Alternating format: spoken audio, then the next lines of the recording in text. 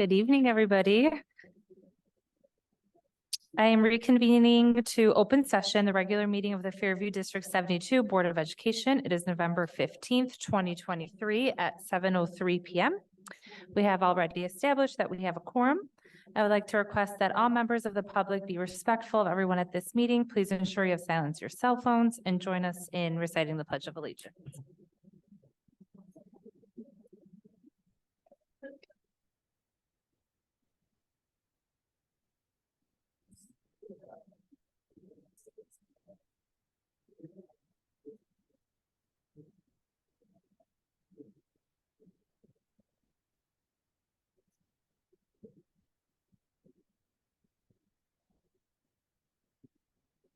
All right, we're going to start with approval of minutes of the regular and closed meeting of October 18th, 2023. May I have a motion and a second to approve the minutes of October 18th, 2023? So moved. I'll second. Okay. Are there any corrections or comments or any questions regarding the minutes? No. All right, well, all those in favor of approving the minutes of October 18th, 2023, say aye. Aye. Any opposed, say nay. All right, minutes have been approved. We are moving on to approval of payments of bill. May I have a motion and a second to approve the payments of bills in the amount of $3,245,096.12. So moved. Second. Are there any questions regarding the bills? So this is 2 months of construction payments. So last month, if you'll remember, they were late with their with turning their documents in. So this is actually 2 months of construction payments, which is why it's significantly higher than usual. Thank you, Jeff. Board Secretary, please call roll call vote. Sure. Sargon Guliana, Yes. Rafael Kabor, Here. Yes. Oh, yes. Christine Soika, Yes. Saja Philip, Yes. Jacqueline Boujde, yes. Diana Diakakis. Yes. Yep. All right, bills are approved. Do we have a representative from the PTA that would like to give us a report? Good evening. We had a pretty successful first Halloween party as presidents and awesome co-chair as Christine. Board members that helped out that day. So we had a very successful Halloween party. A huge thank you to the teachers, the board members that helped out, our volunteers, our community that came. It was a huge success. We raised a lot going forward for the kids. We had a huge goal and we actually got to meet it, even having a shorter time. And the kids loved it. We had an awesome response from Cassiu, who said you did a good job done about cleaning up and closing up. So we always want to make him happy with us. Yes, no one got hurt. Yes. Yeah, nobody got hurt. It was great. Our kids did have the fall classroom parties. This was the first year that we weren't involved because our kids are officially out of primary. But I think a lot of the parents and feedback from the principal was that it was good and smooth and everyone had a fun time. Our stress-free dining is today, Noodles and Company. So anyone who wants to order dinner, make sure you guys say Fairview. There's really not much going on. Our next stress-free dinner is Chipotle on 12/13. We have the winter holiday celebration on the 22nd, I believe, or 21st of December, and then we go on break. That's all. Thank you. Thank you. I just would like to mention that Mrs. Tamuda has joined us on the phone. So if you could make a note of that, Mrs. Boujde, that she's joined the meeting. Okay. Thank you. All right, we're moving on to school activity report. Does anyone from the board or administration have any good news that they would like to share? I'm gonna start off with exciting to see the Nest has launched with all the kids being able to come into it. But especially with the middle school, the kids have been able to stay late and join into the Nest and hang out, whether it's doing homework, socializing with friends, and keeping it really a fun place for them to do that. We've also started the lunch recess for the middle school. And the kids have all been signing up and really coming together and enjoying that space. And a major shout out to Ms. Christ, who is our technology and library assistant, who's been really spearheading this. And what she's going to be launching is the special programs that is going to happen after school, where there's going to be fun activities that the kids can, sign up for, and whether it's button making or she's doing a scavenger hunt to launch the Falcon's Nest. So it's gonna be a lot of fun. We just sent out an email about that tonight. So please make sure to take a look at it and come join us. So our Student Equity Advisory Committee had our first program of the year. On last Friday, we did a roundtable talk. The discussion just kind of surrounded equity-like topics. Our APID leaders were there, our Student Council Exec Board was there, and then our 9 Student Equity Advisory Committee members were there as well. We also opened it up to 10 middle schoolers additionally, and we had about 7 out of the 10 actually attend, so that was really good. So in total, it was about 17 students. So the discussion went very well. They just kind of talked about all the things that they care most about. We talked about solutions to some of these things and like things that they would like to see in upcoming years. So it was a great discussion. Next, we will start to plan our next programming, which we're shooting for sometime in December before winter break.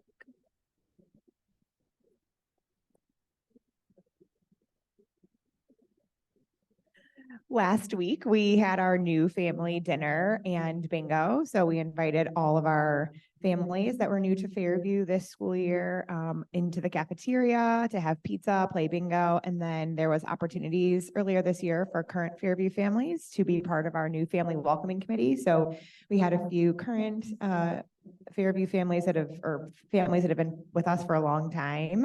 It was a really nice event, and a special shout out to our staff members who are on the new family committee that met this summer to create some great activities for our families that are just joining us to feel welcome and connected to the Fairview community.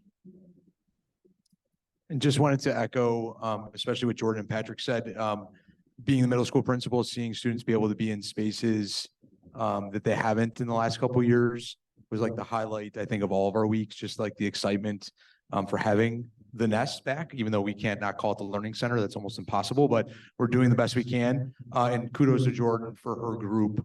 It was just a really neat conversation to hear students talking about their school in such a mature and just wonderful way. It was nice to hear some of that and then kind of read what their questions and stuff were. And then for me, this week in middle school, my good news is we do Operation Snowflake every year, which is for our 7th grade students. It's earlier this year than we've done in the past, but kind of a bridge and getting them to think about being the 8th graders in the building. And the focus of the day is character, team building, making good choices, being connected with their classmates, adults in the building. And this year, I think we had over 38th graders apply to be mentors, to be part of the program so they could help lead some of the small group sessions. And so that takes place on Friday. And shout out to PTA because they co-sponsor the event and they contribute to the day. We have a group come in from Chicago called it is Imagination Theater. I had to think about that. Imagination Theater comes and they do like improv comedy sketch for kids on the stage, but all about relatable topics. And a lot of teachers volunteer their time to facilitate conversations during the day. So that's Friday. We'll give a report after that, just to let you know how everything went. So thank you. I'll just make a comment that I thought the ribbon cutting was a beautiful event. We had such great turnout and it was so well planned. So thank you, Cindy. But it was really nice to be amongst the community and see everybody's reaction on the new building. I thought it was really fun day. I echo that. I mean, testament to all the work that everybody in this group did. There was a lot of smiling faces. People were very impressed with what's come of the school and all the hard work that everybody put in. So I'm really proud of everybody's work and thought it was great. Well, allow me to piggyback on that one a little bit. I'm sure everyone's seen this by now, but speaking to the culture of the school, this is the 5th straight year that we were named one of Chicago's top workplaces, and this encompasses both Chicago and the surrounding suburbs. This year, we were named the 15th ranked employer of small-sized companies in the area, which is fantastic. It's just nice acknowledgement to these behind me here. And I mean, my teammates, our support staff, it's nice to get that kind of recognition and for other people to see the outstanding things that we're doing here. This year, there were some specialty awards I give out. Let me preface this with, I may not have a job tomorrow. They gave 3 leadership awards out, one to small companies, one to mid-sized companies, one to large companies. And this year's recipient of the leadership award for small companies was none other than Dr. Cindy Whitaker. Mrs. Soika has something there to embarrass you with. They don't have, I don't think, an award, but with a lot of photoshopping skills, I took bits of the article. That's so nice. And so it's all from the actual article, but it came out.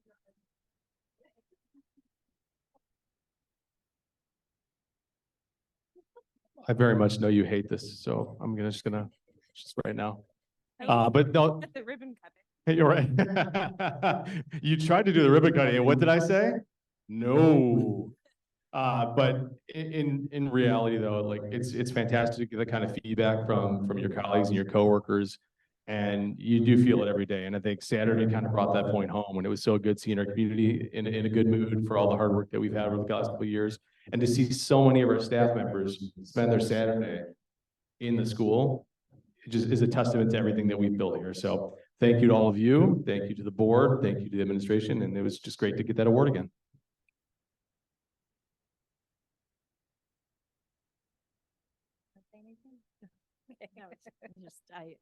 I echo what Jeff said. It was, the ribbon cutting was just, it was such a feel good for so many of us to see some of our alumni who have grown up.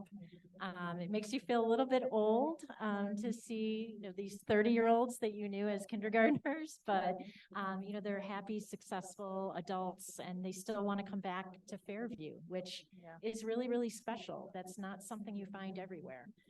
So I too appreciate this administrative team and all of our staff who took the time to be with us, and really just, it was just a really special day. So thank you everyone for your support and, helping us make it happen. Awesome. All right, next item is our board discussions. Would the superintendent please introduce?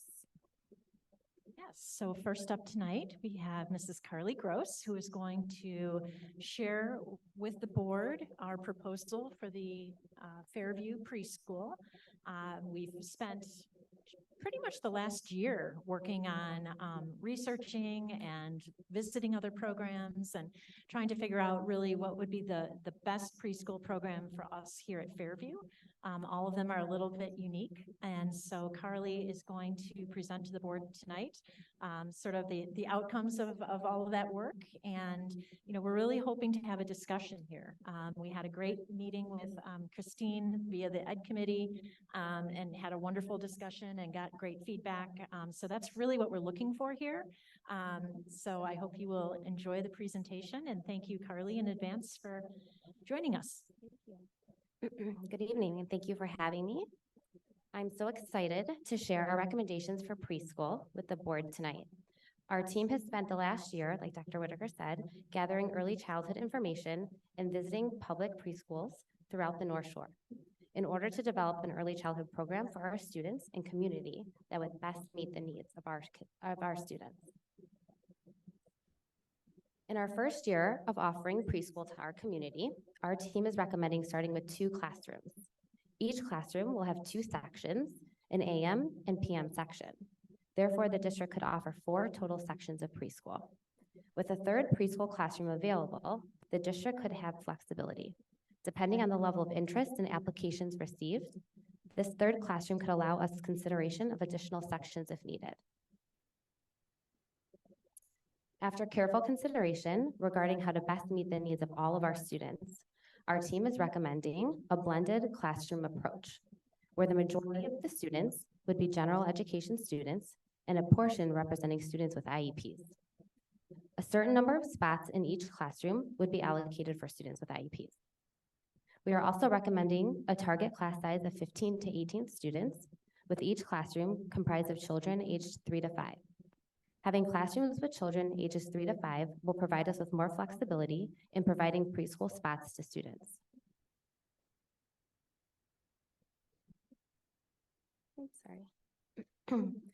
In comparing neighboring programs and reviewing early childhood guidance, our team is recommending a half-day or 2.5-hour program for our students.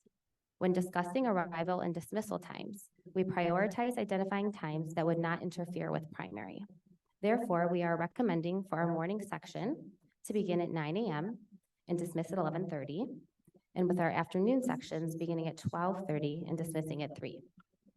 Additionally, due to the already shorter preschool day, we discussed not having preschool follow the Monday early release schedule. This would also allow for more consistency throughout the preschool day, Monday through Friday. Pending board approval, our team is recommending that the application process begin soon. A 2-step process is recommended for enrollment. Starting January 12th of 2024, families will be able to complete an application on our district website. The application submissions will be time-stamped and spots will be filled based on the order in which applications are received. Once the applications are reviewed, families will be notified if a spot is available for their child. At that time, families will be asked to register through our registration process.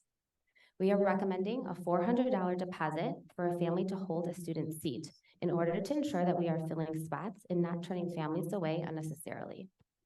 That deposit will be applied to the family's first tuition payment.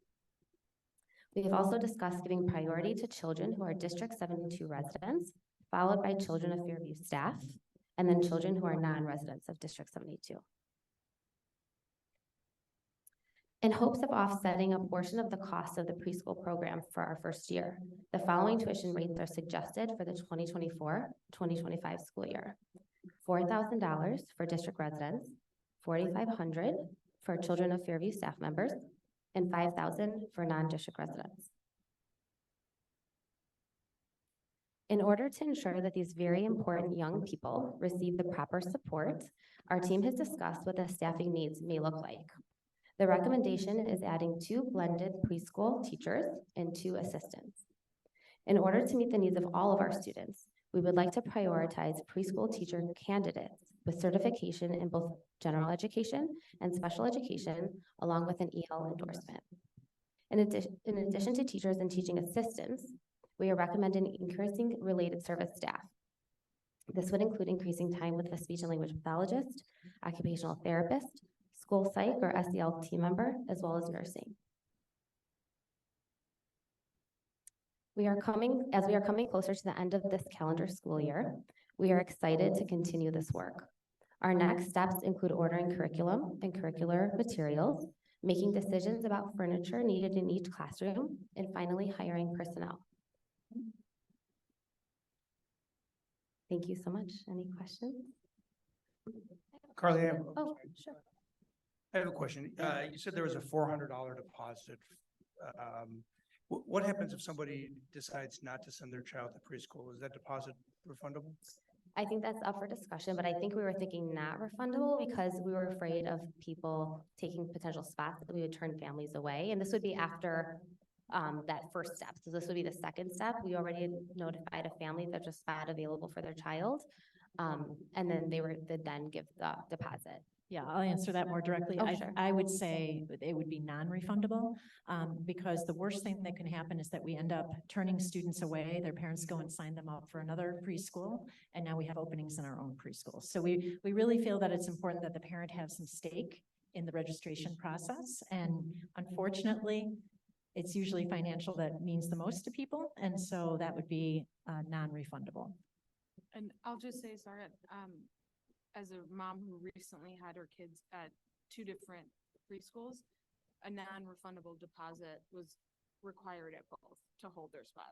So I don't think it's uncommon. I don't know the exact fee I paid, and this is at 2 different schools, and I can look into that if we're interested, but it was to hold your spot. You did have to put down a deposit that was non-refundable, should you change your mind. Are we gonna have a waitlisting process for? Yes, so that first step, when families fill out the application, it would be timestamped. So all of those would be kind of listed in order of when those applications were submitted. And depending on how many spots we have, we would go down the list of priority. And then if there are students who don't have spots that are on, those are the kids that would be waitlisted. You said there's going to be 2 classes, if that means in the morning and afternoon, two and two? Yes, Is there bus service for preschool? I think that that's not something that we're going to consider, yeah. Okay. And then the number of classes, did you kind of have an estimate of how many preschool students are in the community to kind of narrow that down? Yeah, Or I think we kind of compared with other district programs similar in size to us. We have a good idea of how many students are currently our students in preschool programs around the community. And I think that's kind of a good spot for us. And then again, since we have that 3rd classroom open, that gives us some flexibility if our numbers are higher than expected. Okay, thanks. Had some parents ask about full day. Is that something that you can consider, like one room being full day, one being? We're going to start with the half day at this point. When you move to a full day, there are other considerations like lunch, et cetera. And so at this point in time, we feel that for 3 and 4-year-old age children, it's really appropriate to do a half day. We enjoy and have enjoyed a full day kindergarten for a very long time here. It's only now that it's becoming required that kindergarten be a full day. And so, we want to, just like many things in the district, my philosophy is always, let's start slow, let's start small, let's try to do it really well and learn from it. And, a year from now, we may come back and say, gosh, we had students who were really ready for a full day and we should have tried that. So, we just want to start slow and do it well. And then consider whether or not a full day is an option. Bus service is something that we could consider also down the road, but that's complicated as well because we run our own buses. So, those are things that we've talked about and made conscious decisions about for this first year. Exciting. Thank you so much. Thank you. So if the board agrees later in this evening, when we have an action item, then we will continue to move forward. We'll get the application ready. We'll start publicizing this. We have a lot of interest already, but then we'll open that application, like we said, and we'll continue to keep you updated. Okay? My other question is if it's the registration is more than what they're expecting, more than 8. So what are you going to do? If the registration is more than what is expected, we have that flexibility of looking to open the 3rd class. Right now, we're only talking about opening 2 classes, 4 sections.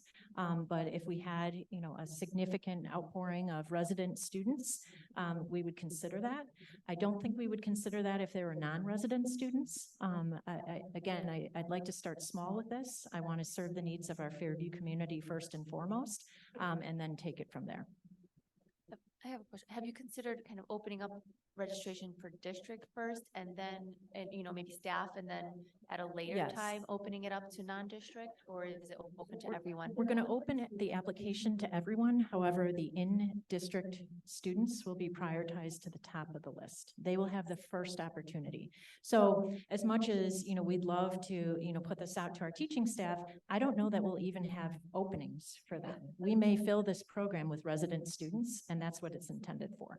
So even if like non-district signs up on January 12th and give a deposit, Yes. and they can be told, okay. So the first step is just the application, which will give us an idea of how many students are interested. And then once we identify spots for students, then they would pay that tuition or that Right. fee. Okay. And then we would identify a spot for them. Right. They won't have to put the deposit unless they have been granted a seat. Yes. And so then to hold the seat, the deposit comes in. So we'll have I think, a very good sense. We're also basing our numbers on the typical number of students that come to us in kindergarten. And so those class sizes, we've looked at those and we've looked at the averages over the years. So we think that the 4 sections is going to be the sweet spot, but we could be surprised. Thank you. Okay. Any other questions on that before we move on?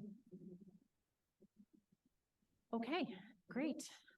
Next up, we have a really exciting report from a couple of different colleagues. It is the student test scores from this fall. Dr. Eden Olson is going to present the student achievement data for this fall.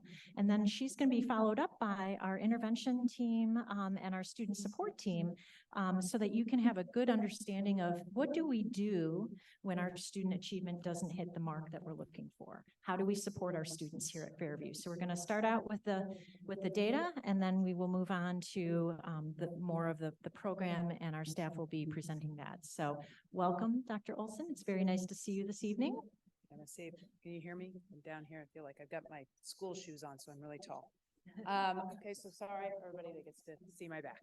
So we always say this is the board's meeting, so Yes, our no. presenters are presenting to the board. No. We do like our audience to be able to hear and see, but All feel right. free to face us. And All right, so good evening. I'm glad to be here. What we're gonna do is just kind of a little overview of what last year's data looked like. So we're not looking at what the beginning of this year's data looks like. We're just looking at what the finals tally was from the end of last year.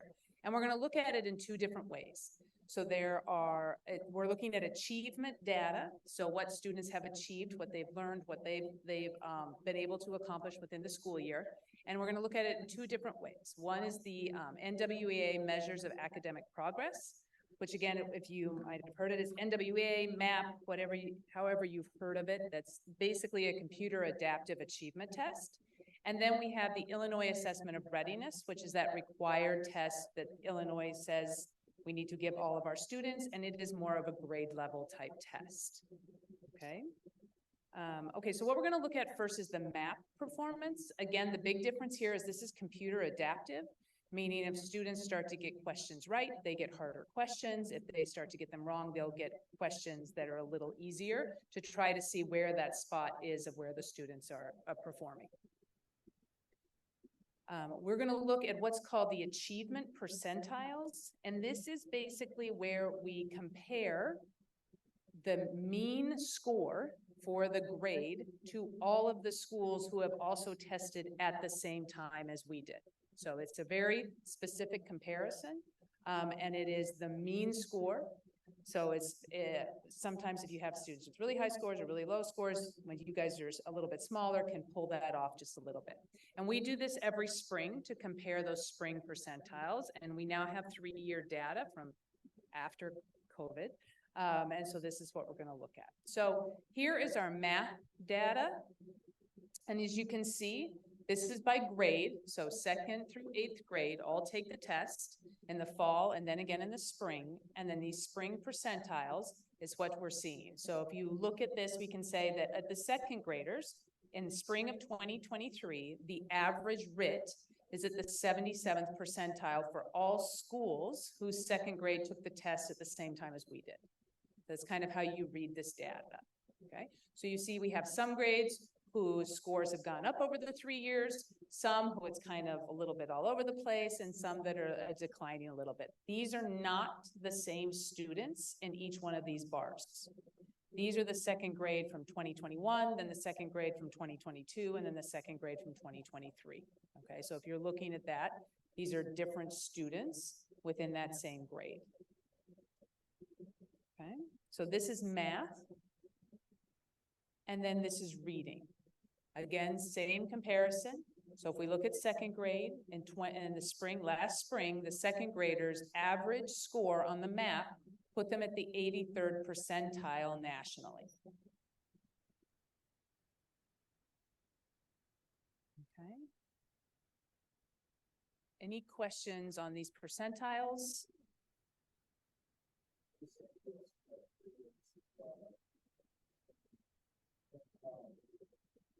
Correct. Yeah. Okay. All right, so that's one way of looking at the data. That's kind of that comparison piece. We don't really have a lot of other comparisons to do except for the national, what NWEA does the comparison. We also look at MAP scores in terms of growth, okay? And so the growth is based off of the 2020 norms. They're getting ready to come up with new norms, post-COVID norms, which I think all of my districts are very excited about, okay? So that we're being compared to students who have that took the test after COVID, Okay, so these are before COVID scores that we're being compared to. And what's happened is the growth target is determined by the fall RIT score and when you took the test. And so at Fairview, we're looking at growth from fall to spring. So it's based, the target is based off of if it's 7 to 9 points, that's based off of your fall score. And then the spring, if you've met that target or more, you have considered making your growth target. So you may have grown and your RIT score may change, but if you don't make the growth target, it's not counted as making your growth. Is that okay? So what we have here, this is math. So math from spring of 2021, 2022, and 2023. The same thing where these are not the same students. They're each grade. So if we can see, so in second grade, 59% of students made their growth target that was established by their fall score. Okay, so it is based off of their score. It's not everybody has to hit 8 points. You might be scoring really, really high and your growth target's going to be lower. And if you're scoring a little bit lower, then your growth target might be higher. Okay. Any questions? So let me put this into context just a little bit. NWEA basically says you should be making 50% growth. Okay, you're not looking 100% growth. That's not, I spend a lot of time teaching statistics. It's really not statistically possible based off of what the metrics are.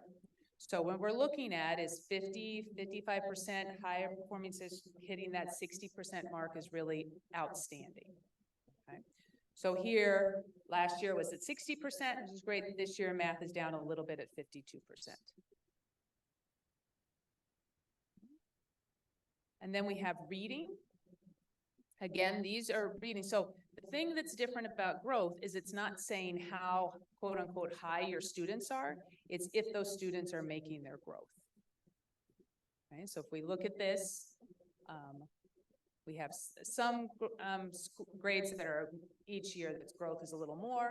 And then the overall district is right around, there's really not that much difference because of the size of the school. So what's a good number that shows good growth?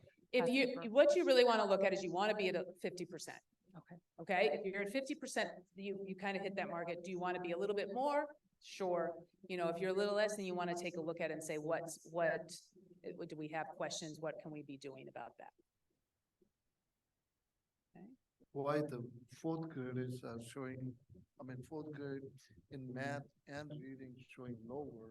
If you go back on the math, that's fourth grade is low, real low, below 50%. Well, one of the big things to think about, and this is what I've been talking with different districts, is where these kids were during COVID. And so a lot of these kids, once they get into school, so if you're a fourth grader, tell me that, kindergarten during COVID, okay? And so that growth is really gonna keep going up because you kind of miss that kindergarten, first grade year, and then we're starting to take off a little bit. So we tend to see that a little bit. What explains the drop in third grade? I mean, I see it both on the math side and on the reading side. Is it just an anomaly or is there something more to that? Well, the math scores are very volatile. Okay, you don't get like, I'm not, as a student in second grade, I'm going to get I'll make myself really smart. I'm going to get a 95%. That doesn't mean that every time I'm going to get the 95th percentile. So I could be changing. It could be based off of where your score was in the fall. It could be based off of how you tested in the spring. There's a lot of different variables. If I'm in a grade that has a growth below 50%, I want to sit down and say, what are we doing? And I think that's what your next presentation is about what are you doing with the data that I know that you are looking at to see what can we do to help these students make their typical growth. Okay. All right, so that's kind of MAP and the achievement data from NWEA. Now we're going to look at IAR, a lovely test that keeps changing.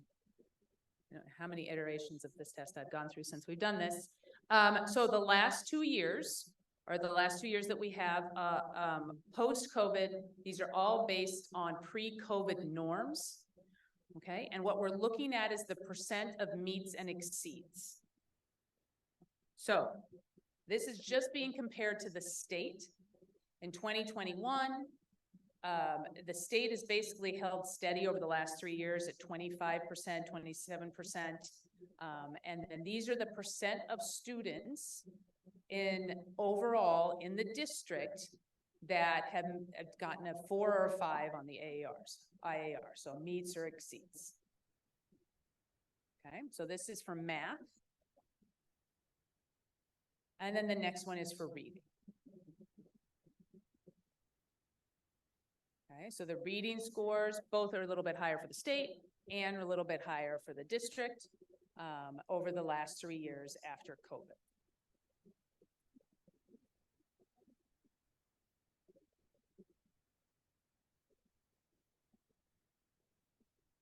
Any questions on IAR? It's just kind of, I mean, there's a lot of different things you can say about IAR. It is more of a type of a grade level test. But that's, I don't know if anybody has any particular questions about it. I can talk for a really long time and probably nobody cares. Can you talk about a little bit more about the fact that those students are being measured against the pre-COVID norms? Yeah. I mean, that's the biggest issue that we have right now. Your growth measures are all from pre-COVID. So what would they decide, like for math, you take the sample size was from 2020 and it was all the students that took the test. And so then you're basing your growth off of what how those students grew, or your percentiles on their scores. And so when we're looking at COVID, and this is across the board, and multiple districts are finding that their scores are not bouncing back up because you're being compared to students who didn't have this entire gap in their education. And I think this is happening the same thing with the IAR scores, that, you know, we're trying to start to see some type of growth, and we're seeing it more, I see, in reading than in math, kind of across the board. And it's just really difficult right now because we're not being compared to students that were in the same situation. Is there a projection on when COVID will not be a factor? When they graduate. No, I think it's a really difficult, it's a really big question, and there's a lot of people starting to try to publish on that and to come up with an answer, but you know, I mean, I have, you know, friends that teach elementary school, and I'm sure you can talk to elementary school principals. It's really a challenge. I mean, I work, you know, with high school students, and they don't know how to show work because they've been online for the last couple of years. And so we're finding kids it's just going to take a long time. They're starting to get there, but it's going to take a while. I mean, it's, you know, and it's not an overnight fix because, you know, there are some places, I remember when we were in the midst of COVID talking about, well, we're just going to repeat the whole year, you know, and we didn't do any of that. And so we're still trying to move kids along who missed a year. And so it just becomes challenging. So, you know, I mean, we're not shy about this. You know, we know that our students are struggling. Math is more difficult, you know, more of a challenge for us right now. And that's why I wanted to have the data presented along with our intervention team so that the board could understand what it is we're doing to try to help bring these kids along, you know, as quickly as possible to get their achievement back up to levels that we were used to prior to COVID. You know, all of this is going to take patience and time, like I said in the memo, and, you know, a lot of hard work on behalf of our staff, but also on behalf of our students. So, you know, it's a process we need to be, you know, sensitive because our teachers are working really hard, but there's a lot of gaps that need to be filled, and we're working hard to get there. So thank you for that. Any other questions for Dr. Olson? Yes. And just forgive me because I have kids in kindergarten, so Yes. I'm new to all this. Did all of these assessments start at second grade? So the MAP starts at second grade, IAR starts at third grade. So it's 3rd through 8th grade. And then Fairview does MAP 2nd through 8th grade. And are there any assessments being done on kindergarten or first grade? Yes. Okay, Yep. thank you. Sorry. No, that's a great question. When you haven't yet hit the reports coming home thing. Yes. Mm-hmm. Thank you. Okay, thank you. With that, Colleen is going to introduce our support team that provides intervention and programs for our students who are struggling, who aren't at grade level. So Colleen, if you'd like to jump in here. Yeah, good evening. Thanks so much for having us. I'm really excited to introduce to you a group of teachers that have been working incredibly hard with your children and our staff. But just before I do that, I would like to provide a little bit of a background and timeline just to give you some perspective from where we've started. I went back to 2019 and we at the time only had one reading and one math interventionist serving all of our kindergarten through 8th grade students. And during that time, we added one full-time school psychologist. In the following year, we're very grateful the board approved 2 additional interventionists. This is right after COVID had hit in 2019 to support post-COVID learning loss. The following year in 2022, board approved addition of our advanced learning teacher. And so now here we are current staffing 2 math interventionists, 2 reading interventionists, an advanced learning teacher, a full-time school psychologist, and our wonderful board approved our Eureka Math Squared curriculum, which we have hit the ground running with this school year. So we're grateful for the support of all of these, of the board, for all these additional staff members to meet our students' needs with over 700 students. And you can see how far we've come. So thank you for your support in that. And tonight, our team is going to provide you a really kind of boots on the ground, in-depth description of all of the programs that children receive when they are in our intervention programs. And our new advanced learning teacher, Renee Hannon, is here too to talk about how she has been supporting our students who don't qualify for our Spin Out Gifted program, but those who really need to be pushed at a higher level as well. So I'm going to turn it over to the team of staff tonight. So Lauren Staten is going to be representing our math intervention, Alyssa Goodnight and Shannon McClone representing our reading intervention, Martha Gale as our school psychologist, and then Renee Hannon, as I mentioned, advanced learning. So ladies, I'm going to let you guys come up and take over.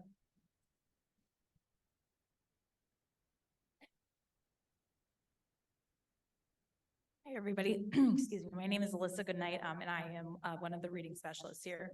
So we have 2 universal screening assessments here that are given to all students in K-8 3 times a year.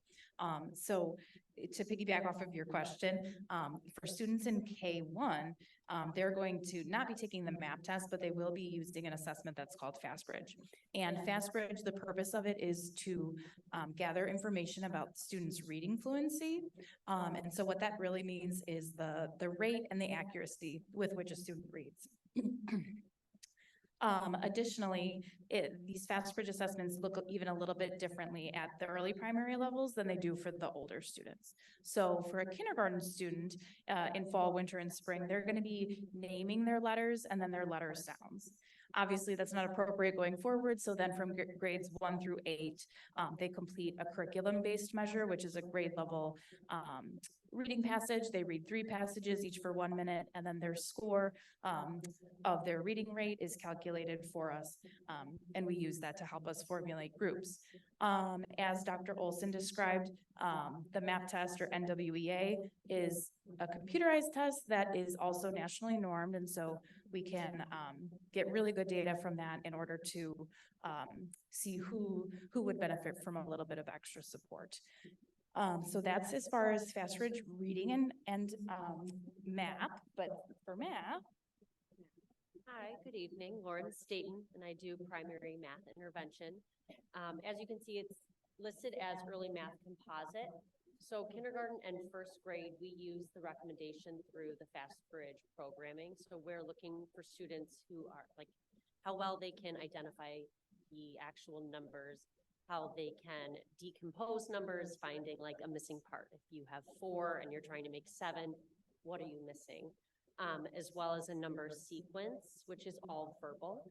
So that helps us identify just another way to identify gaps, as well as whether it's perhaps a language EL need or a math need. And then we get into the second and third grade level, they have CBM math, which is math automaticity. And that's just a timed test to see how well they know basic facts. Can they add, subtract? And then as they get older, multiply, divide. It increases in complexity from there. And then the MCAP is math concepts and applications. That's about a 15 to 20-minute assessment of the concepts that they'll see at their grade level. So from all of that data, we kind of use that and math to identify the students who need the math intervention support.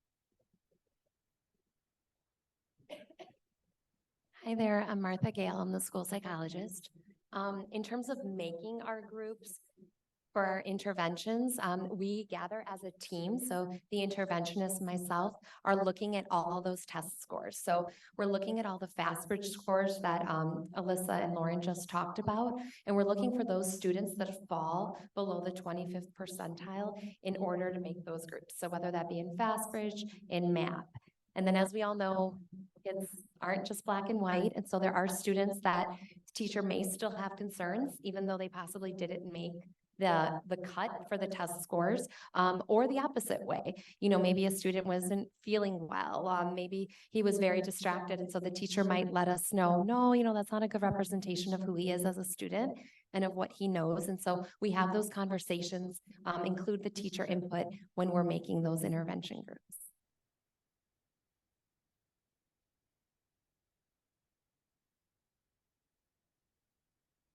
Hello, I'm Shannon McClone. I am the other reading interventionist at Fairview, and I am here to talk a little bit about our reading intervention curriculum. But before I begin, I'd like to give you a little background about reading and the roots of where our programs started. There are 5 pillars to early literacy. Phonemic awareness is everything you hear. Phonics is attaching symbols, letters to those sounds. And fluency is being able to read words and sentences automatically with very little effort. Vocabulary helps you understand what you are reading, and when you put all of those things together, you have comprehension. So with our programs, we do instruction in vocabulary and comprehension, but we have an emphasis in our programs on phonemic awareness and phonics and fluency. I'd also like to tell you a little bit about how the brain and reading go together. Unlike learning to read a language, reading is not innate. You're not born with a part of your brain that is the reading part of your brain.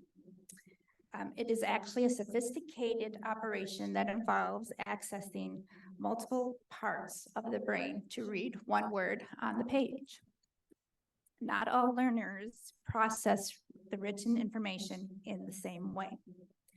So I'm going to go back in history a little bit to the early 20th century and introduce you to Samuel Orton and Anna Gillingham. They were neuropsychiatrists, gifted educators, and superb mastery of language. They were encountered through their practice students that had average or above average intelligence but had difficulty reading the written word. So they developed a multisensory method and strategies of helping students interact on multiple sensory levels with words. So you use your auditory, your visual, your tactile, and they even involved movement in the learning of words. They also studied language to look for patterns and developed rules for spelling. Our first curriculum is really great reading. It has its roots in Orton Gillingham. Our classrooms in K1 and 2 use it as their core instruction for phonics to strengthen the curriculum in that area. Intervention uses really great reading as core plus more. So those students who have been exposed to it in the classroom, if they need a little further in time learning those skills and a little help along the way, they come to our intervention classes, and we call that core plus more. It benefits students who just need a little more practice. We also have Wilson Learning System. It is also rooted in the Orton Gillingham approach. These students have difficulty reading at the word level, and they need more time learning how to analyze words. Those patterns in the words do not make sense to them until they are explicitly taught to them, and they have multiple times to practice reading those words in isolation, in sentences, and in paragraphs. During a class, students have opportunities to work on their phonemic awareness. For example, cat, it's everything you hear. Cat is made up of sounds. Ah. What happens if I change the k to a b? You have b, at.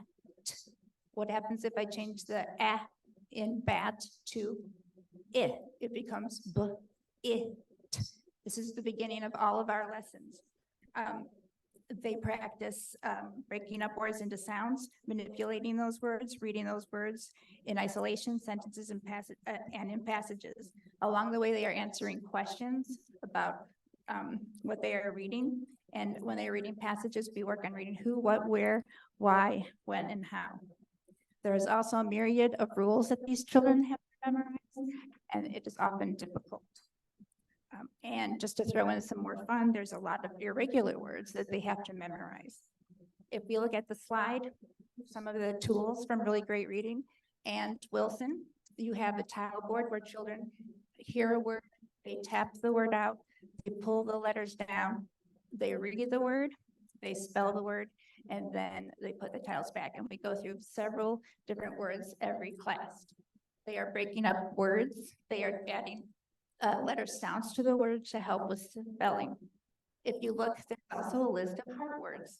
These words are sight words that are in multiple texts. You will encounter them every day. As you can see, there is some blue parts and there are heart. They're called heart words because the blue part of most sight words have a decodable part. So the blue part is what they know. They know that a TH says, and then the heart they have to remember because that vowel is not acting like it usually does. So we always present our sight words in the heart word situation strategy. We also have, as you see, fantastic the children learn to break up the words into syllables and put the syllables together. And also, the written English language has a lot of rules. We have syllable division rules. Some students can automatically look at a word and separate those words into syllables very automatically. Our students have to be taught how to do that. They have to look for the vowels and see where they are in the word. And it is also practiced up into the later grade levels. Our programs are research-based. That means they have been proven to help students improve in reading. They're systematic, they are carefully planned in a sequence. They are cumulative, the skills build on each other. They are diagnostic, so every class we are given data to know what the student needs to use more practice at, what they're good at, and how they are doing in general reading the specific words. They are explicit, so the teachers are giving them direct instruction on every single skill taught in the class. And they're intensive. They can be slow paced. We offer them extra time, and there's multiple times to practice each skill, and we do not move on until every student has mastered the skill.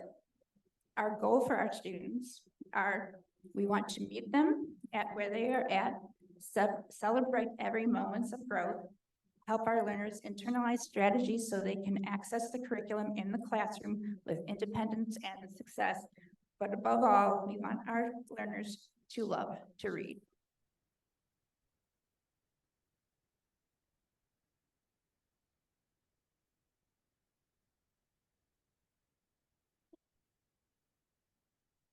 Oh, I'm sorry. One more. And I think this is still reading. Did you want to? I think these are some more pictures of what you do in class, right? These are little samples of my students working with the tile board. They are marking up their words, which we do every day, and they have multiple times to do that in practice. And then a lot of our lessons are on the smart board, and you can see that the students are counting out syllables, and that's second grade, so that's pretty awesome. All right, and then just a little overview of what we do in math. So I'm super excited about the Eureka Math Squared curriculum, but more specifically, the Equip tool that came along with the program. So the Equip tool, essentially, teachers can give assessments online, and then from there, it kind of, identifies specific standards that students need support in. And I am able to look at that in the program and kind of pull from grade levels prior. So if you see on the bottom left, I know it's really small, I'm sorry. It says essential foundational knowledge.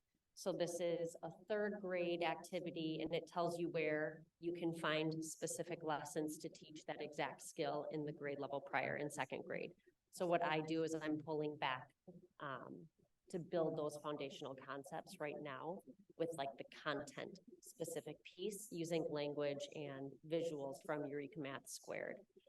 We also use a lot of the CRA approach, that concrete representational and then abstract. So we are very hands-on manipulating numbers using tools, not toys, in our classrooms. And then the goal is to get to that abstract level. And then on the right side, we do about once a week, we'll have math specific like number talks. And there's a problem in the middle of that 4-quadrant picture. And there are just 4 different opportunities or ways that students can solve problems. And so what I do with my students is really tap into thinking flexibly, thinking about what other students are saying, how they solved a problem, and being open to different strategies and ideas. And then a couple of visuals of my friends on the top left. This is number of the day, so we're just using various tools to manipulate numbers and increase that number sense. In the middle, those are some kindergarten students that were singing and dancing along to a video to help counting in sequence, forward and backward. And then on the top right, we have students who are, again, working at various levels with number bonds. So the student on the right is using the actual cubes, and the student on the left is using just the hundreds chart, so a little bit further along. But we kind of just use a variety of those 3 things every day, and it's a lot of fun.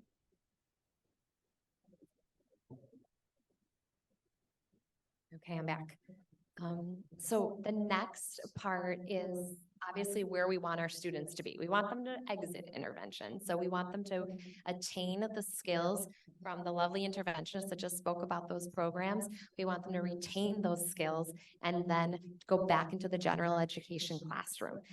So what we do in order to know that they're ready is we monitor them bi-weekly. So we're giving them short assessments, whether it be in math or in reading, to progress their growth. And then that same system of FastBridge, it'll graph it for us so we can kind of see where our students are and ensure that they are making that growth. So once we see that data, we review it as an MTSS team. And when they have those 3 data points above the 25th percentile, it's a pretty good indicator that the students are on their way to understanding the material that was presented to them and being able to navigate back independently into the classroom setting.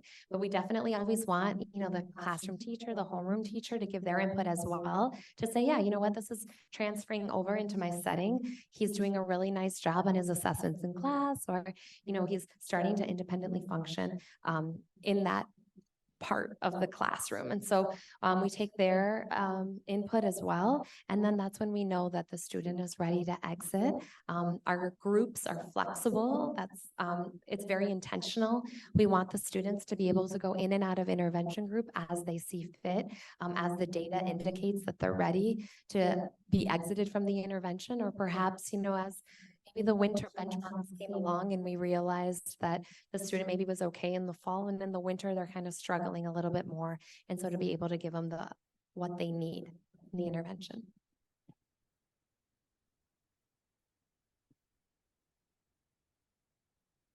Now I'm really next. Okay, I'm Renee Hannon. I am the advanced thinking and learning teacher in K-8 in both reading and math. So this is a new role for me this year and a new role for the district entirely. So one of the big priorities that we set out in the beginning of the year was to address advanced learners in kindergarten, first and second grade who are not yet eligible for spin out programs in third through eighth. So part of what I do is servicing those students with small group advanced reading, math, and thinking.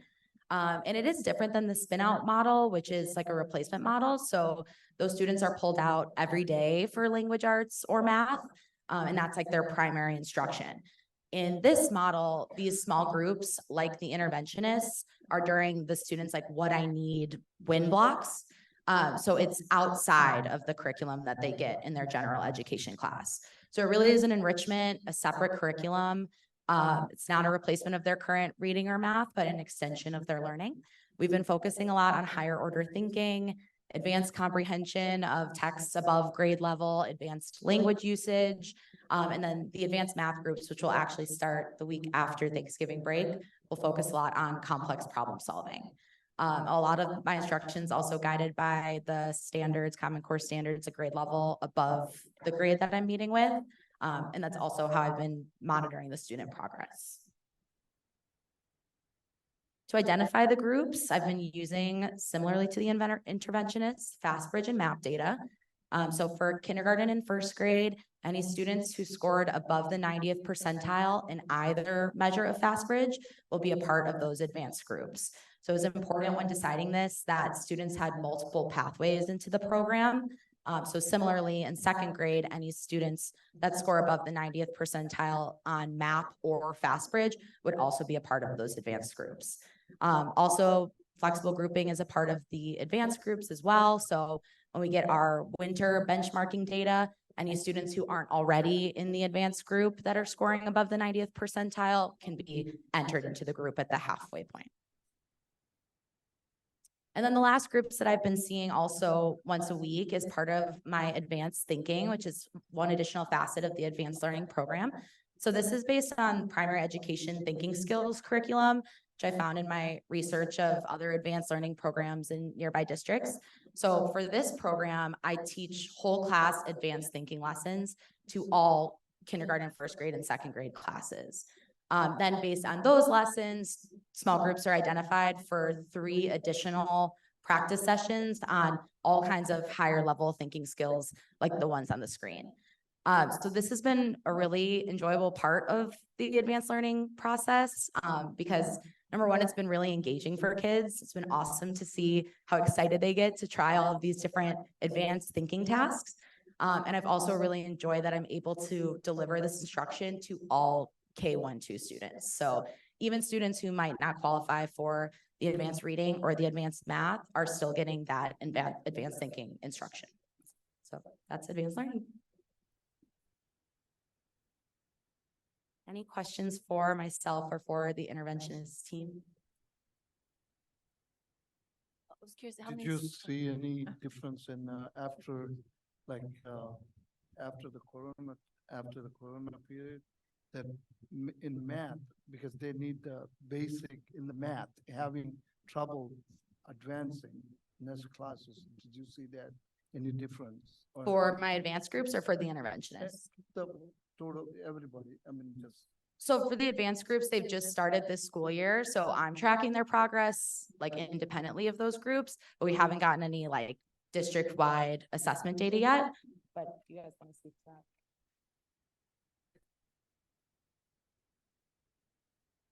So my specific position actually, well, my personal job started after COVID. I was one hired post-COVID, thank you. And I feel like math, again, I was teaching 5th grade prior to this, and the students that I had during COVID who were trying to do remote work on a screen struggled.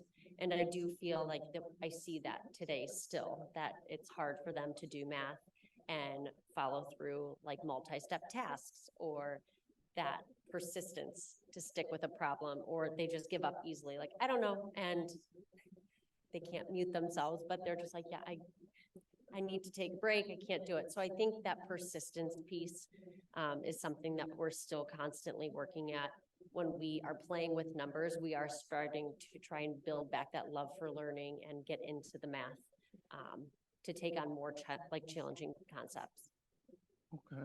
I don't know. I mean, especially we can take care of those students who have a backing, have a lot of lacking those basic, so we have to push them somewhere, make them, on their level, they can Right. move on. And I know that myself and Shannon and Alyssa, as far as the K-4 math and reading programs, we do send home additional practice activities. That came a lot in part of requests from families to say, what else can we be doing at home to help support our children, not only in the intervention programs at school, but what else can we do? So they consistently have opportunities for extra practice. All right, thank you. I was curious, how many students are or if there's a percentage in each grade of with the advanced thinking or intervention programs that kids are working with? I don't have a percentage, but I have like 24 second graders in advanced reading and then about like 12 or 11 in kindergarten and first grade. And then similar for math, except it's the first grade, that's the big group. So that's like about 20 first graders and then 10 to 15 kindergarten and second graders. Just for future reference, I'd be curious to see like years or how, if their kids are progressing, if the percentage in spin out are higher, if, so just something to keep in mind. Yeah, that will be interesting to see as we get more of the data through the years. In terms of your question about how many kids are in intervention, we have about 60, I think, total. And, some kids are just reading, some are just math, and some are both. Okay, thank you. I have a question. At what ages are they assessed for spin out? Is that happening in specific? Third grade? Yeah. Yeah, good question. In second grade, all of our students begin taking the COGAT test. And they take that in the spring, every second grader. And so then depending on those results, in addition to our MAP data, in addition to teacher input from that process, then they're eligible. If they become eligible, third grade is the first year they can start spin out. And is there a pathway through these programs here, through the through the advanced reading and math identification? I wouldn't say a pathway. I think we're looking at, that's not what it's meant to be. It's meant to challenge all of our kids at the different levels that they're at. And then when it comes time for them in second grade to look at all of the data, then that's how we qualify students. Our spin out committee meets to look at each of the data points.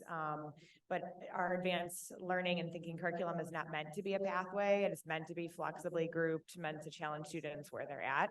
And I don't know, Ms. Hannon, do you want to speak a little bit about how your curriculum does kind of change based on?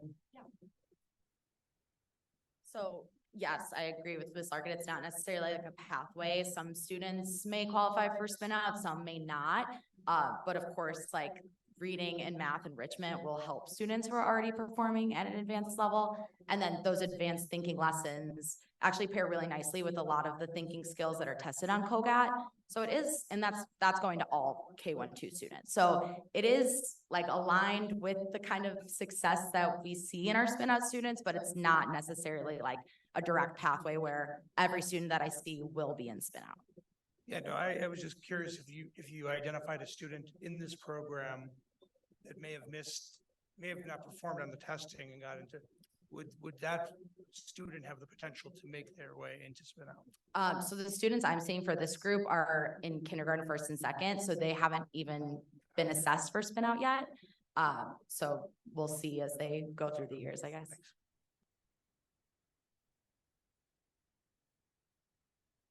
Any other questions? Those were all great questions.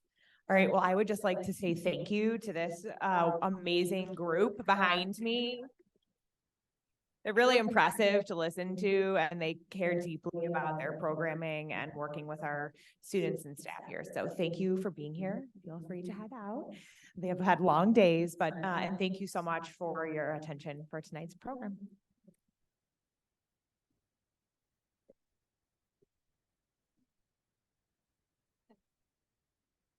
Okay, thank you, everybody.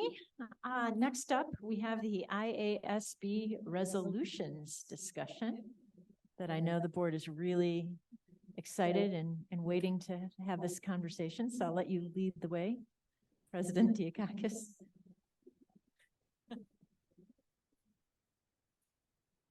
So just a little bit of background. This coming weekend, the School Board Association, along with a couple of other organizations in Illinois, host probably one of the biggest conferences of the year. And at this conference, there is a delegate assembly that consists of primarily board presidents from across the state. What they do at this delegate assembly is they provide direction and guidance to the Illinois Association of School Boards about what public school districts are looking for them to do on their behalf when they're lobbying in Springfield. So they take positions on a variety of different topics. There are some that are up for discussion this year. Sometimes they're controversial, sometimes they're not, but really it's just to provide direction to this school board association that represents public school districts in Illinois. Not necessarily every school district is a member of IASB. So it's an interesting conversation. Sometimes people get confused and they're like, oh, wait, why is the Fairview board talking about electric school buses when we already have school buses?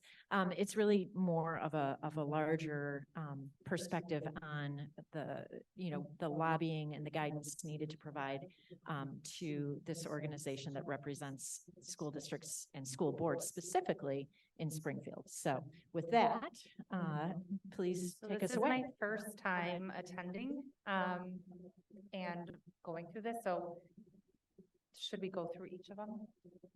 Maybe we could, I don't know if other board members have had a chance to take a look at the resolutions. If you have any strong feelings about anything you read here, maybe that would be a better starting point. Certainly Diana and I have both reviewed all of the resolutions on your behalf, and Diana will represent our board on Saturday at the conference. So I don't know if that would be a starting point, or if you feel like you would like to walk through each of them, that is fine too. If you go to page 18, that's where it kind of starts, if you haven't already looked through it. And then it'll tell you what their recommendation is in green and red, excuse me.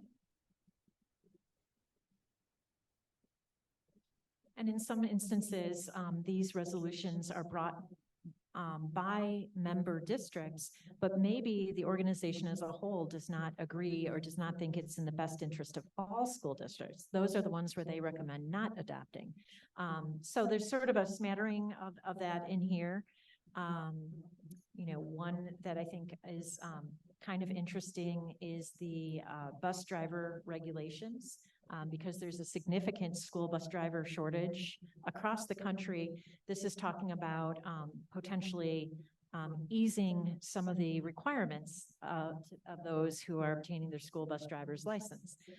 The committee recommends that this be adopted. And so, you could have a variety of points of view on that. We're very lucky. We hire full-time bus drivers, and I think that the qualifications are appropriate, but for schools that are struggling and can't provide transportation for students because they can't hire bus drivers, then maybe there needs to be some flexibility. So, different school districts will have very different points of view on these types of things. That's just one example.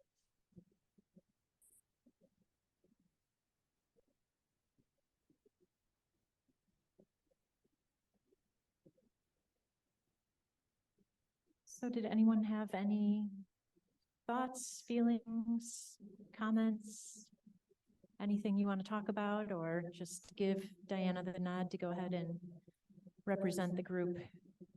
I have full confidence in you, Diana. Thanks, guys. I'll be there at 8:30 a.m. Just kidding. I really was going to be until Jeff was like, yeah, no. You don't have to be there that early. Okay. All right. Well, thank you for reviewing them. As the years go by and you all get used to seeing these types of things, it'll be an easier discussion. So thank you. Next up is the superintendent's report. I think we've pretty much covered everything. I will say the compliance audit final report came in, and thank you to everybody involved. We, did very, very well. I'm happy to have that behind us for another 5 years. Jeff Casio and myself have started a conversation with our architects about a master facility plan. So once the dust literally settles, we do need to start thinking about, what we need to do over the next 5 years to keep the building maintained.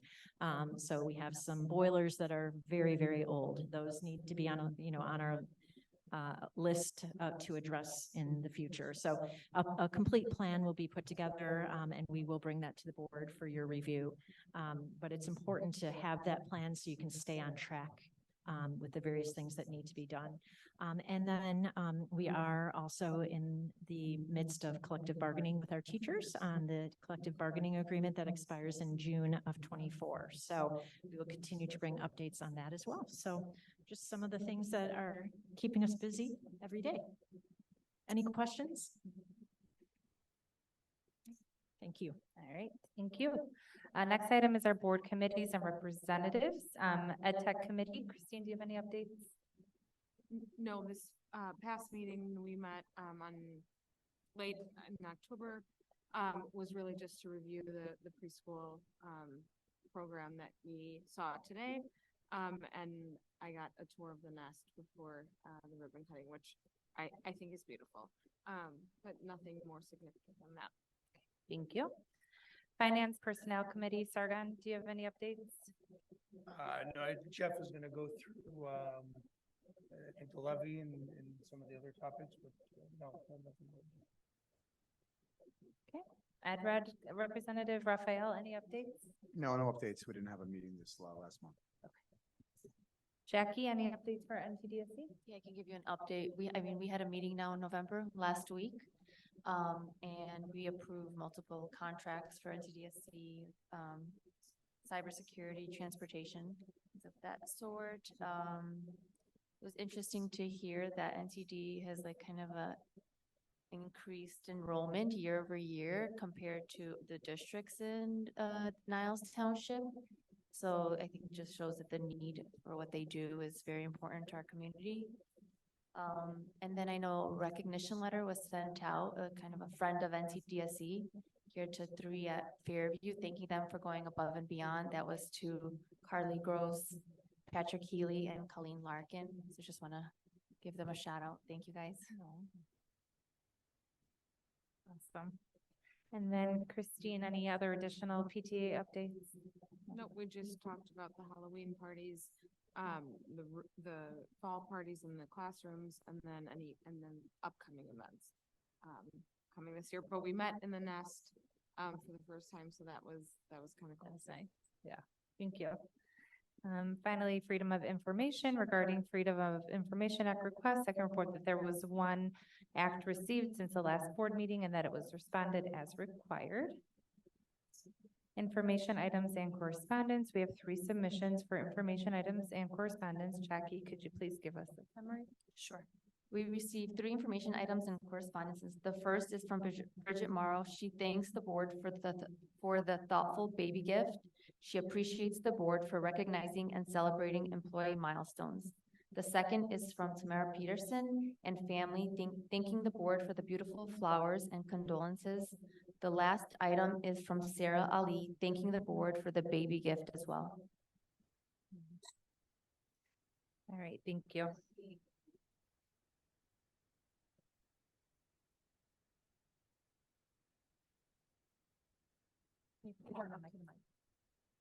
Okay, go ahead. Hi, everyone. Hi, the board. Just wanted to say thank you from the bottom of my heart. Dr. Whitaker came over to visit me earlier.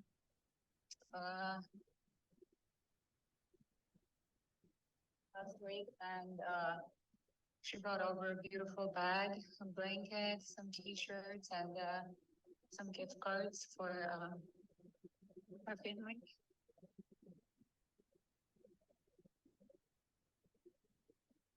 I just wanted to say thank you, and Fairview is an awesome community, and may God bless you all. And I'm doing well, just hanging in there, going through this treatment. And I thank you so much for being there for my children. My husband and I are very grateful for the Fairview community. Thank you guys, I really appreciate it. Thank you. we are all keeping you in our positive thoughts and prayers, and we know how strong you are and that this is just a challenge that you're going to overcome, but do know that, you know, all of us here at Fairview love you, care about you, and are just hoping for the very best as you work through, you know, battling this cancer. So.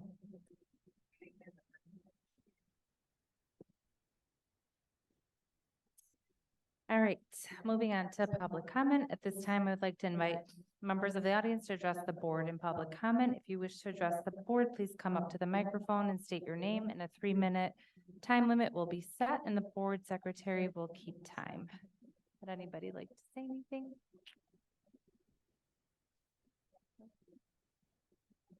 Okay. Do we? And I can confirm that there were no online comments received. All right, we are moving on to action items. May I have a motion and a second to adopt the tentative 2024 tax levy? So moved. A second. Let me just start this out by saying I'm sorry to end of a long night. This is what you have to end the night with, because if the budget, you think the budget is exciting, let me tell you, the tax levy is, boy. Mike, I don't have a joke. I'm sorry. Mr. Lepakis told me that he enjoys my financial related jokes before these presentations, and I've got nothing tonight. So, Jeff, let me just add. Yes, sir. If I had to endure it, I think the entire board needs to endure this as well.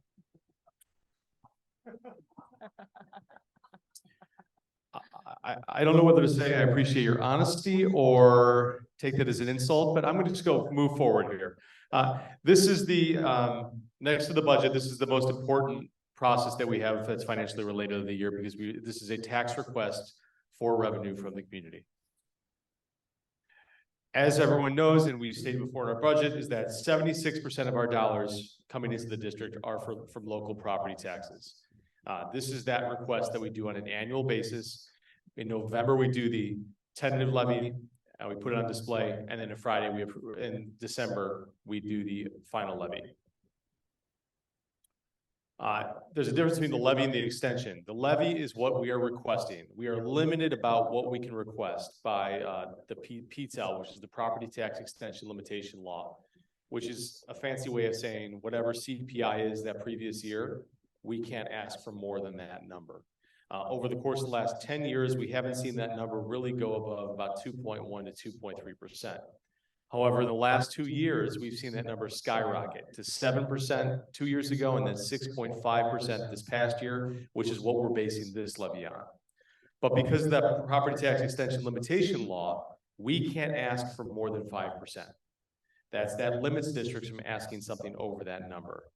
It's a protection that's in place from taxing bodies that would take advantage. However, you could argue that in those years that it's been under the 5%, we've actually missed out on a great deal in times when expenditures were rising at a higher rate than CPI was. The extension is what's actually extended after property is valued, and then a collection is what's received. Traditionally in this district, we've seen about 98 to 100% of collections, which is fantastic. There's that property tax extension limitation law I was talking about in CPI. And there's a look at the historical CPI numbers. As you can see, from 2014 to 2021, we've rarely ventured over 2%. In fact, there was a year, I believe it was 2013, we were at 0.1%. So even at a time where we can't control, most of our expenditures are dominated by salaries and benefits. Those salaries and benefits are locked into contractual to collective bargaining agreements or contracts with employees, and they were not able to negotiate at the time based on revenue. We're locked into this number right here. These last 2 years is at 7% and 6.5, like I said, but we're only allowed to get 5%. And that's projecting forward on the right there, 2024 to 28. That's a 5-year rolling projection of the previous 5 years. We just did get a number today. CPI is currently trending to the end of the year about 3.7%. Right now, and we have 2 more months for that to finalize. Taxes are calculated in a relatively simple manner with this complicated graph. There's the aggregate extension base, which is our total, all the taxing property in the district. The next year, CPI increases that. So if CPI this year is up to 5%, we can ask for 5% more than we asked for the previous year. However, new property is the one thing that's removed. If there's new property in the district from the previous year, that property is exempt from those taxes or being included in this equation for that first year. There's a lot of terms and definitions there in the packet. There's a more extensive walkthrough of this. But the assessed valuation process, the property valuation process actually took a lot longer this year. We typically get our final tax rate for the previous year in about June or July. We didn't get it until October this year, which has delayed our audit. It's delayed a lot of these numbers here. But over the last 3 years, the assessor's office has done a job of kind of reworking how they do things. They figured out over a long period of time that commercial property, which is assessed at a higher value, was undervalued. And then residential property, so homeowners, it was overvalued. So it was hurting homeowners. The assessors come in and change that. And it's been to our benefit a good deal because a large amount of property in our district, about 65%, is commercial and industrial. You'll see that right there. There's the breakdown. Commercial and industrial is assessed at 25%, residential at 10%. And they want to equalize that because Cook County property tends to be higher than Collier counties and other areas. They try and assess it so it's in line with other counties. This is a breakdown of Niles Township. The biggest determining factor, and this is a confusing point here, is that the taxing bodies are the ones that are affecting homeowners' property taxes the most. That's incorrect. We are limited by PTEL. We are limited by CPI. The biggest driving factor that you'll see in property taxes is the change in valuation of property. That first column there is the change from 21 to 22 of assessed valuation of property in Niles Township. We were the lowest, and ours went up 13%. That's a huge change. Our 21 tax rate is in the next column, so we're at 2.48, the second lowest in Niles Township. And then 22, you'll see because that EAV changed and increased so much, the tax rates dropped for every district. We're down to 2.30%. That's even after we issued bonds for construction. 2013, I believe we were about 2.55%. So to say that about 10 years later, we're still lower than that, about 0.25 lower than that is tremendous. The residential percentages from 21, they haven't finalized the breakdown yet, but we have the lowest residential percentage in Niles Township as of 2021, which means 67% of our property is commercial industrial. We are more positively affected by business and industry than any other area in this township. There's a look at our assessed evaluation. So the 2013 was the low watermark for us with 387 million. We've since gone up to 567 million in this cycle. I again projected forward, again estimating in the next 5 years based on a 5-year rolling average. There are every third year, so they do 2022 was the year of our triennial reassessment. That's when they actually physically reassess all property in the township. They don't do it every year. They do estimates every the second and third years. Every third year they reassess, and we generally see a larger spike in those years. So you'll see that in 2025 and 28, we have a larger spike. There's a relationship between EAV and tax rate, and that was highlighted in the Niles Township graph there. But 13% increase in EAV this year. Our extension is projected to go up 5.1, and that rate goes down 7% still, even though we're asking for 5.1% more. There's a historical look at our tax rate. I think I mentioned earlier that 2013, 2.55% number all the way to the left. The green is our capped rate. That's our operating funds. That's what PTEL limits. There is the non-capped rate, which is debt. So any debt that we issue, any borrowing that we do is outside of that capped rate. It's locked in when we do the borrowing, but they automatically add that on top of our limit. There's a look at our timeline, and it's a very confusing timeline because we're talking right now in November of 2023. The CPI measurement period for this year actually ends in December of 2022. So we actually go off the December 2022 CPI. They finalize everything. They assess the property throughout the year. We prep the 2023 tax levy. Once we have those final numbers, we put some estimates in. It's a large guessing game. It's weird in Cook County because all of this is projection. We are simply guessing based off the best information we have and how we want to treat historicals.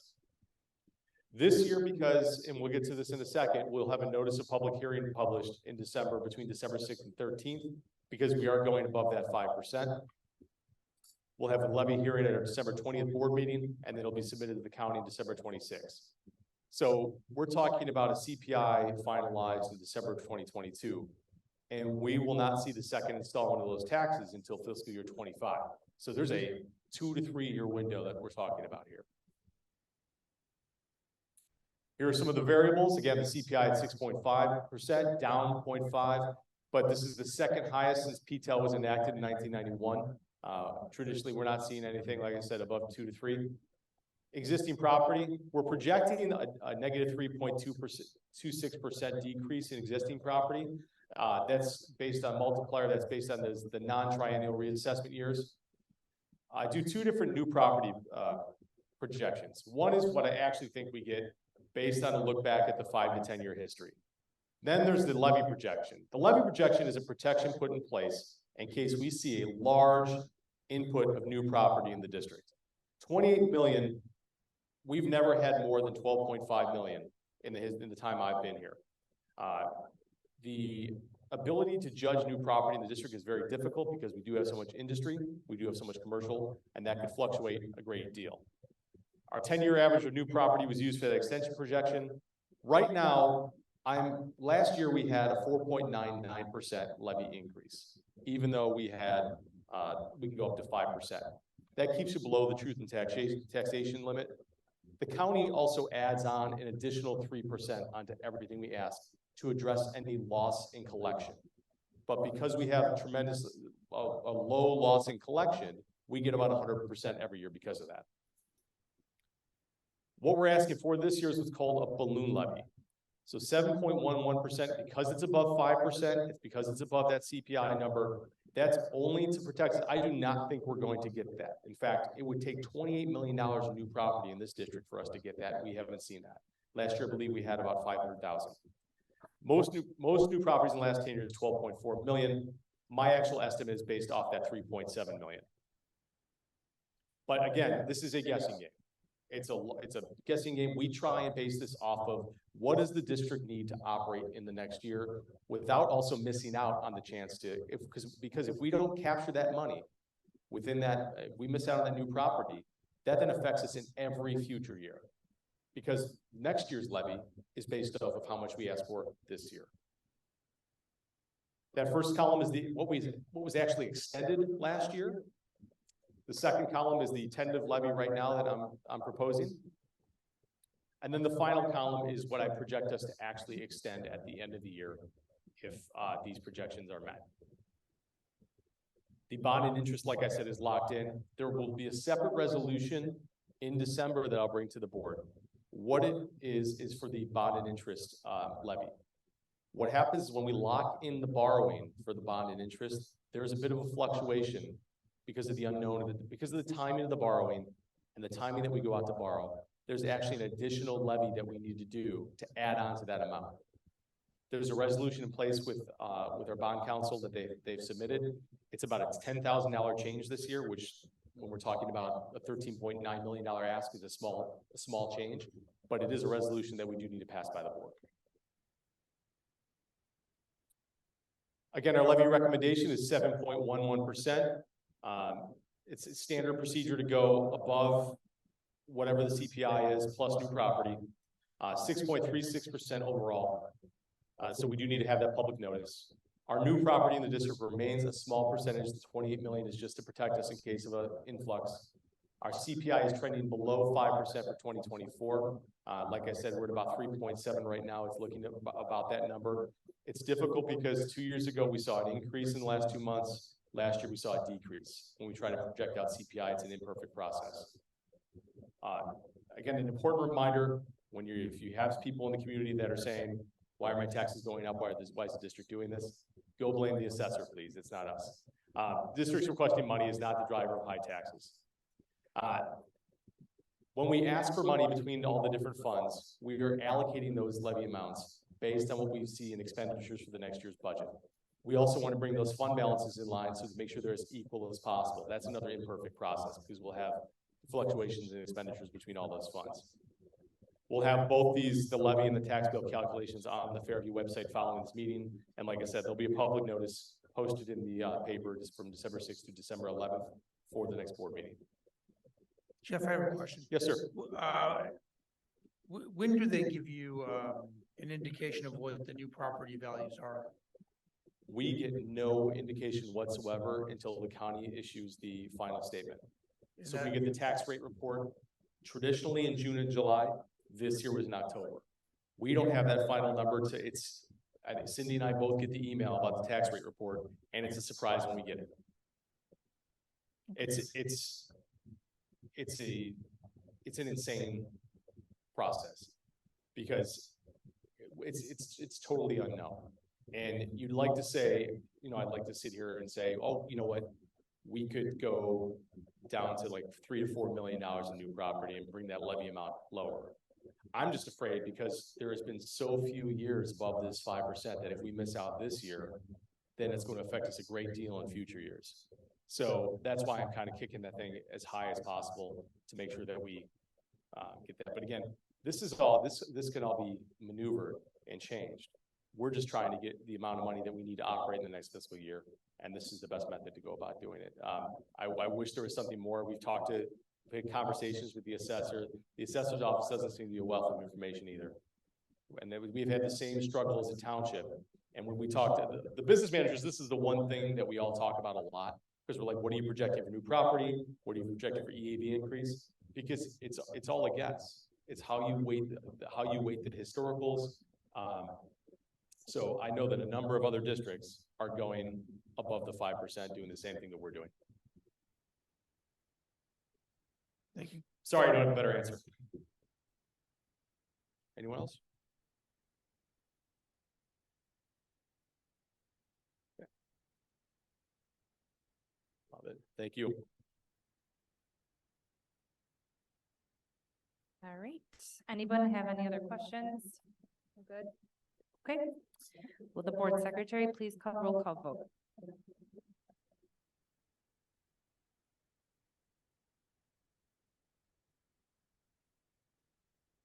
Yes. Sargon Juliana, Yes. Saji Philip, Yes. Christine Soika, Yes. Esther Tomuta, Yes. Diana Diakakis, yes. Jacqueline Boujde, yes. Raphael Kabor, Yes. All right. Thank you. Can I have a motion and a second to approve the preschool program for the 2024-2025 school year? So moved. I'll second. Does anyone have any other questions before we roll call? No? Okay. Secretary, can you please call a roll call vote? yes. Christine Soika, Yes. Diana Diakakis, Yes. Raphael Kabor, Sargon Juliana, Yes. Esther Tomuta, Jacqueline Boujde, yes. Did I miss anyone? Saji Philip, I'm sorry. Yes. What's going on? Thank All right. Thank you. Next item is, does anyone have any items for future consideration they want to share for next month? No? Okay. May I have a motion and a second to adjourn the regular meeting of the Fairview Board of Education at 8:41 p.m. So moved. Second. One more time. So moved. I'll second. Will the board secretary please call roll call vote? Yes. Saji Philip, Yes. Christine Soika, Yes. Esther Tomuta, Esther, Yes. Jacqueline Boujde, yes. Raphael Kabor, Yes. Diana Diakakis, Yes. Sargon Juliana. Yes. Saji. Oh, all right. Meeting adjourned. Thank you, everybody.